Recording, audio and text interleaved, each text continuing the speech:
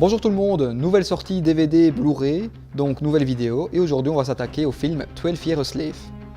L'histoire se passe en 1841, où Solomon Northup est un homme afro-américain libre qui vit avec sa femme et ses enfants dans l'état de New York. Solomon travaille en tant que charpentier et joueur de violon pour gagner sa vie. Jusque-là tout va bien, il mène une vie paisible. Et pourtant, un soir il va être piégé par deux personnages se prétendant être des artistes et ils vont le droguer et l'enchaîner afin de le vendre à un marchand d'esclaves. Pendant plus de 12 ans, Solomon va aller de plantation en plantation et va vivre un véritable calvaire en tant qu'esclave.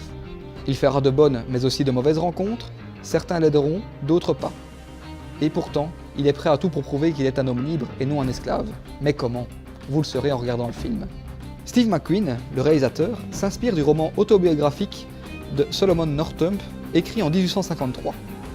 Après Hunger et Shame, le réalisateur revient dans ce troisième film qui lui a valu l'Oscar du meilleur film.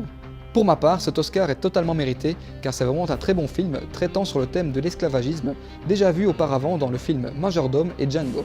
D'ailleurs pour les puristes, vous allez remarquer que certains décors et les paysages ressemblent fort à ceux de Django. Le scénario est très riche et bien ficelé et le réalisateur veut montrer aux spectateurs comment est traité un esclave et surtout sa vie au quotidien. Côté casting, nous avons là du très lourd, avec l'acteur principal Chiwetel Ejiofor, Brad Pitt, Michael Fassbender, Benedict Cumberbatch, Paul Dano, et enfin celle qui a remporté l'actrice pour un second rôle, Lupita Nyong'o. Mention particulière pour l'acteur principal qui joue tout en finesse et en retenue le personnage de Solomon. Et alors, celui que j'ai beaucoup apprécié, c'est quand même Michael Fassbender dans un personnage complètement détraqué et marchand d'esclaves. Un rôle qui lui va comme un gant.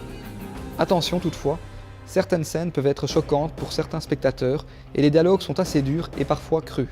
Par contre, Hans Zimmer pour ce genre de film, c'est pas trop ça. Certes, la musique est très bien, mais par moments on a l'impression d'écouter les thèmes musicaux du film Inception. Et ça ne colle pas trop à l'ambiance du film. C'est dommage. Vous l'aurez compris, 12 Years a Slave est un très bon film, remarquable, baignant dans l'excellence entre les moments riches en émotions et les séquences chocs. Je ne peux que vous le conseiller et je lui attribue une note de 9 sur 10.